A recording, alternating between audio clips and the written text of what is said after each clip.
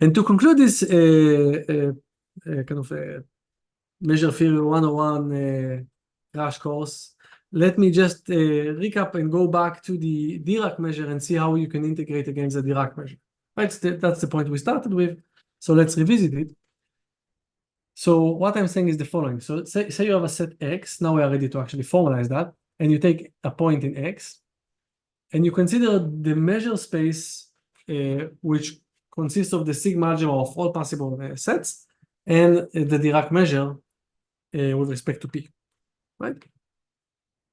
So now we have the formal grounds to actually talk about the measure. So you're looking at this, this is your setting, and let's say you take an integrable function with respect to this measure. Then what I'm claiming is that the equation that we started with the lecture today actually holds, right? So the Lebesgue integral of f against the Dirac measure pointed at P is the same as evaluating f at P. Good. For any f, not just z to the k or what we had. For any integrable function. And the proof is completely trivial, but let's just do it. It's just by definitions. So right, so I don't know what f is, but I know that this thing so there are two steps you need to do. First, you need to consider f's which are non-negative and measurable, and then you have to do the f plus and f minus thing. That part is trivial, so let me assume that f is a non-negative measurable function, right? You can integrate non-negative measurable functions. And in order to talk about this integral, I just need to consider by definition all the simple functions lying below, non-negative simple function lying below f. So let's take any g, any simple function which is non-negative. You can write it like that, right? With the ci being non-negative and the ai is being in the sigma algebra, and it's a finite sum. Okay, then what can you say about that particular case of a simple non-negative functions? So what's the integral, with respect to this Lebesgue measure, with the Dirac measure? So if you remember, by definition, the way this integral was defined was as the sum, respecting the weights that you have here, of the measure of the sets that are appearing here. Right, that was the way we defined the Lebesgue measure for functions in S plus.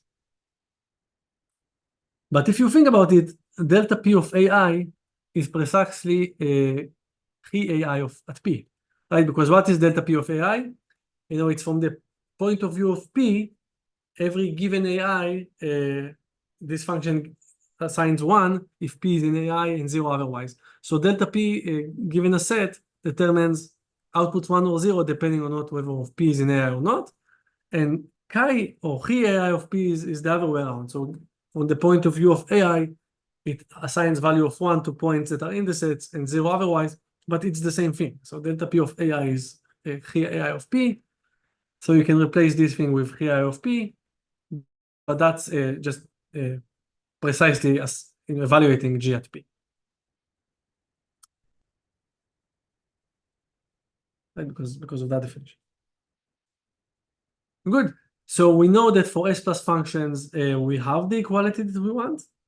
And if you recall, for non-negative measurable functions, the integral was defined to be as the supremum of all S plus functions lying below the function that we care about, below f.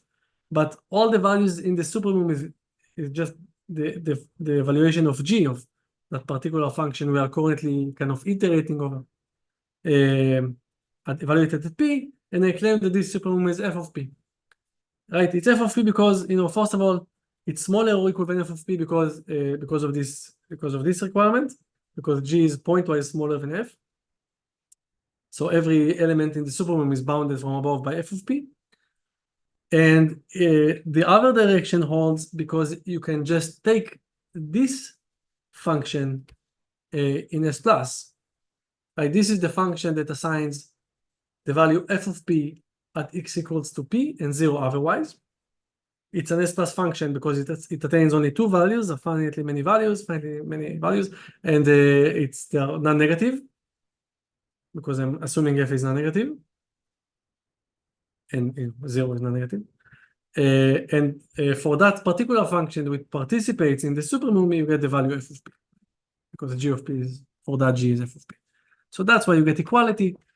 Now for general function, you have to do the f plus and f minus, but I will leave it to you. It's late. Okay, so that's that for the measure theory 101 part of the course. In the next lecture, we will more briefly talk about what we need from complex analysis. We need less from there, so it will be shorter.